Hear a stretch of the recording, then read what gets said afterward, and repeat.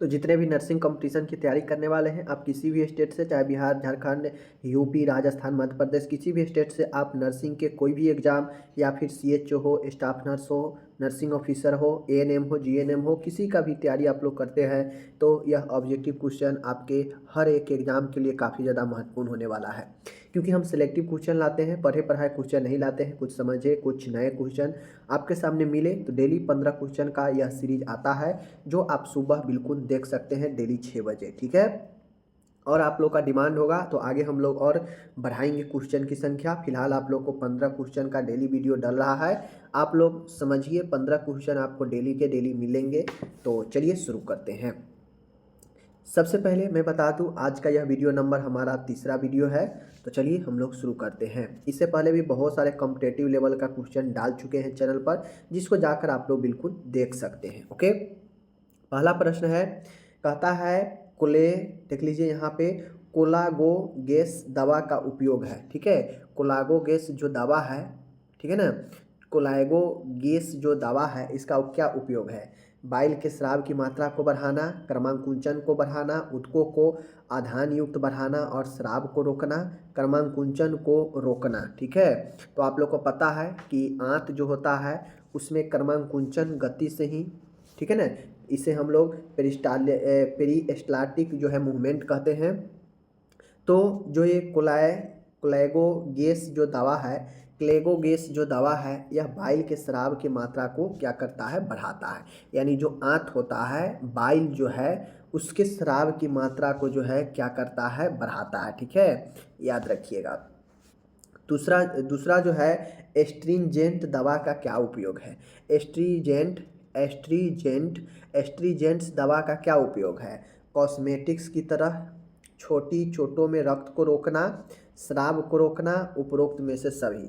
तो एस्ट्रीजेंट्स जो दवा है उसका इस्तेमाल कॉस्मेटिक की तरह भी कर सकते हैं, छोटे मोटे चोट से रक्त को रोकने में भी, किसी भी सिक्रेशन को, समझ गए ना, उसको रोकने के लिए भी उपयोग करेंगे। तो ऑप्शन नंबर डी सही है, ठीक है।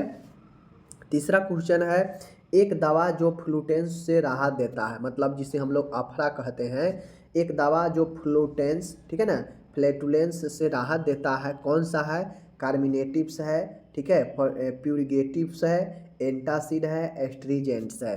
तो फ्लूटेंस से जो राहत देता है वह कार्मिनेटिव ग्रुप के दवा होता है। ओके, याद रखिएगा। चौथा है, कह रहा है मरीज के अस्पताल में भर्ती के दौरान नर्स को प्राथमिक जो है प्रतिसाद होता है, मतलब प्राथमिक जिम्मेदारी क्या होता है? जैसे कोई मरीज है, अस्पताल में भर्ती किया, भर्ती के दौरान नर्स को एक प्राथमिक क्या जिम्मेदारी होता है? सबसे पहले मरीज को अस्पताल दैनिक बातों से अवगत कराना, भर्ती पर्ची तैयार करना, मरीज का स्वागत करते हुए मिलना, कंसेंट फॉर्म भरना। तो जैसे ही मरीज भर्ती होता है उस दौरान प्राथमिक जो जिम्मेदारी होता है, प्राथमिक जो प्रतिसाद होता है वह ये होता है कि मरीज जो है, मरीज का नर्स जो है स्वागत करती है, स्वागत करते हुए मिलती है, ठीक है।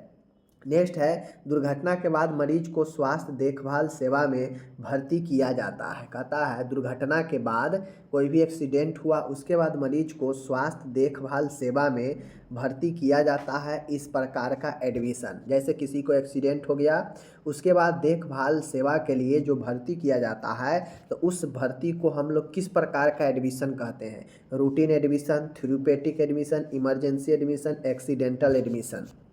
आप लोग पढ़े होंगे एडमिशन के मोस्टली 3 प्रकार, ठीक है। एक जनरल होता है, एक होता है आपका इमरजेंसी, ठीक है, और एक होता है ट्रांसफ़र। तो ये दुर्घटना वाला जो होता है इमरजेंसी होगा, किसी को अगर एक्सीडेंट होता है तो इमरजेंसी एडमिशन, आपातकालीन भर्ती किया जाता है, ठीक है। नेक्स्ट है, छठा है, वयस्कों में निम्न कौन से कारणों से मृत्यु सबसे ज़्यादा होती है? तो आजकल देखते होइएगा, तनाव संबंधी रोग, आत्महत्या, संक्रामक बीमारी, दुर्घटनाएं, एक्सीडेंट। तो एक वयस्कों में सबसे जो कॉमन कारण होता है मृत्यु का, कौन सा होता है? तो राइट आंसर एक्सीडेंट होगा, दुर्घटनाएं। आप लोग देखते होइएगा बहुत सारे दुर्घटनाएं के कारण आजकल युवाओं में मृत्यु बहुत ज़्यादा होता है, ठीक है। आगे है 7वां प्रश्न है, गेवेज ट्यूब डालते समय मरीज को पोजीशन दी जाती है, ठीक है। अगर हम मरीज को गेवेज ट्यूब डाल रहे हैं तो कौन सा पोजीशन देंगे, नी चेस्ट पोजीशन, ठीक है, सुपाइन स्थिति देंगे, मध्य फाउलर पोजीशन देंगे या फिर ऊंची हाई फाउलर पोजीशन देंगे। तो देखिए गेवेज ट्यूब डालते समय जो मरीज को पोजीशन देते हैं वह हाई फाउलर पोजीशन होता है। इसमें मरीज को गर्दन को काफ़ी एक्सटेंड करके रखा जाता है और ट्यूब को डाला जाता है, ठीक है। 8 है इंट्राडर्मल इंजेक्शन को लगाने का जो है एंगल कितना होता है। त्वचा में जो अंतः त्वचा जो लगाते हैं इंजेक्शन कितने एंगल पर, 15 डिग्री, 30 डिग्री, 45 डिग्री, 90 डिग्री। तो आपको पता होना चाहिए intradermal 15 degree is the right answer. Okay, 9वां प्रश्न है त्वचा के नीचे इंजेक्शन लगाने के एंगल क्या है, ठीक है। कहता है त्वचा के नीचे इंजेक्शन लगाने का जो ठीक है, त्वचा के नीचे इंजेक्शन लगाने का जो एंगल होता है वह कितना होता है, आपके सामने में है। तो यहाँ पे उम्मीद है आप लोग समझ गए कि त्वचा के नीचे जैसे सबक्यूटेनियस इंजेक्शन है तो सबक्यूटेनियस इंजेक्शन कितना से कितना तक देते हैं, तो 45 से लेकर 90 तक के देते हैं, ठीक है। तो सबक्यूटेनियस, तो वही हमसे पूछ रहा है कि त्वचा के नीचे इंजेक्शन लगाने का एंगल कितना होता है, तो वह आपका 15 डिग्री, 30 डिग्री, 45 डिग्री, 90 डिग्री। तो right answer 45 degree is the right answer. Okay, 10 है इंट्रामस्कुलर इंजेक्शन लगाने का एंगल क्या है। इंट्रामस्कुलर मतलब मांस के अंदर इंजेक्शन लगाने का जो एंगल है कितना होता है, 15 डिग्री, 30 डिग्री, 45 डिग्री या फिर जो है आपके है 90 डिग्री। तो राइट आंसर इंट्रामस्कुलर, मांस में 90 डिग्री पर सीधा जो है लगा दिया जाता है, ठीक है। 11 नंबर का है आईएम इंजेक्शन को लगाने के लिए सुई का आकार कितना होना चाहिए। जो इंट्रामस्कुलर होता है उस इंजेक्शन को लगाने के लिए जो सुई का आकार होता है वह कितना होता है, 18 से 20 गज, ठीक है, 20 से 22 गज, 22 से 23 गज, 25 से 27 गज। तो आप लोग को पता होगा कि यह गज जो है डायमीटर को बताता है, दर्शाता है कि जो इंजेक्शन जो नीडल है कितना ज़्यादा मोटा छिद्र का है। तो आपको पता है कि ये जो गॉज होता है जितना बड़ा गॉज होगा उतना ही जो है उस नीडल का जो डायमीटर होगा, जो छिद्र होगा, कम होगा। तो 18 से 20 गॉज का जो नीडल होता है वह ज़्यादा उससे जो है निकलेगा लिक्विड, समझ गए। 20 से 22 होगा तो ये 18 से 20 वाले से थोड़ा कम निकलेगा, 20 से 22 वाले से भी कम निकलेगा, 22 से 23 में। तो यही आईएम इंजेक्शन वाला में यूज किया जाता है, ठीक है। 12 है कहता है हाइपोडर्मल इंजेक्शन को सामान्यतः कहते हैं, क्या कहते हैं। तो हाइपोडर्मल को नॉर्मली हम लोग जो है इंट्राडर्मल, सबक्यूटेनियस, इंट्रामस्कुलर या इंट्रावेनस कहते हैं। तो हाइपोडर्मल को नॉर्मली हम लोग सबक्यूटेनियस नाम से जानते हैं, अधस्वत्वचीय, ठीक है। 13 है कम्युनिकेशन का मतलब क्या होता है, संचार। कम्युनिकेशन का मतलब आइडिया को शेयर करना, धारणा को शेयर करना, विचार शेयर करना, उपरोक्त सभी। तो कम्युनिकेशन में आप लोग पढ़े होंगे कि कम्युनिकेशन के मतलब होता है कि बात, विचार, संदेश, चिन्ह, कुछ भी चीज़ों को आदान प्रदान करना। तो आइडिया को भी शेयर करना सही है, धारणा को भी शेयर करना सही है, विचार को शेयर करना सही है, उपरोक्त सभी। तो उपरोक्त सभी राइट आंसर हो जाएगा, समझ गए। आगे है 14 नंबर, लामा का मतलब क्या होता है। लामा का मेडिकल सलाह के बिना छोड़ना, चिकित्सा सलाह के लिए कानूनी एसिस्टेंट, चिकित्सा प्रवेश, कानूनी तौर पर सहायता प्रदान करना, चिकित्सक के सलाह के खिलाफ हार जाना, ठीक है।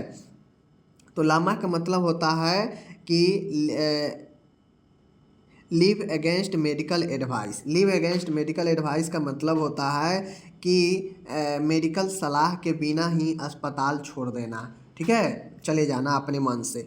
तो वही मेडिकल सलाह के बिना छोड़ना लामा होता है, ठीक है, live against medical advice. Okay, 15 है आज के वीडियो का आखिरी प्रश्न है, डेटा का प्राथमिक स्रोत मूल्यांकन हेतु है, क्या है। डॉक्टर है, नर्स है, मरीज है, परिवार है।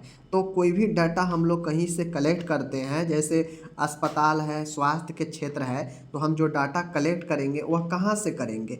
ऐसा थोड़ी ना कि हम डॉक्टर से डाटा कलेक्ट करेंगे, नर्स से डाटा कलेक्ट करेंगे या जो काम कर रहा है उससे डाटा कलेक्ट करेंगे। तो डेटा का प्राथमिक जो स्रोत होता है मूल्यांकन के लिए वह मरीज होता है, ठीक है। डेटा का प्राथमिक स्रोत मूल्यांकन हेतु जो सबसे महत्वपूर्ण कोई है तो वह मरीज है, ठीक है, याद रखिएगा। तो ये आपका 15 प्रश्न आज के इस वीडियो का हो चुका है। मैं 15 प्रश्न इसीलिए ला रहा हूँ ताकि आप लोग सीख भी लीजिए कुछ क्वेश्चन। और जो है देखिए इस 15 में से मैं मानता हूँ कि 5 क्वेश्चन आपको लगे होंगे जो बिल्कुल आसान है, लेकिन 10 क्वेश्चन तो न्यू है, तो ये 10 क्वेश्चन तो सीखे कम समय में। तो मैं चाहता हूँ कि आप ज़्यादा से ज़्यादा सीखें, और जितना ज़्यादा आप लोगों का संख्या बढ़ेगा, सपोर्ट करेंगे, तो मैं क्वेश्चन का भी संख्या आप लोग के डिमांड पर बढ़ाऊँगा। तो आप लोग फिलहाल शेयर सब्सक्राइब कीजिए सभी ग्रुप में। मिलते हैं अगले वीडियो के साथ, तब तक के लिए धन्यवाद।